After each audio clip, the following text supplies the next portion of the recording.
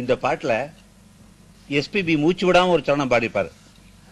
அந்த சரணத்தை நம்மளும் மூச்சு விடாம வாசிச்சு பார்க்கலாமா? அது என்னன்னு கேட்டீங்கன்னா, மூச்சு விட்டு வாசிக்கிறது இந்த போ, இது பேர் போன்னு பேரு.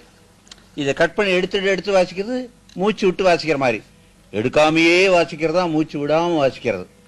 முதல்ல மூச்சு விடுற மாதிரி ஒரு வாசிக்கிறேன், அதுக்கப்புறம் மூச்சு விடாம ஒரு வாசிக்கிறேன். ஆனா இங்க பார்த்தா தான் தெரியும், இதை பார்க்கணும். ரெடி.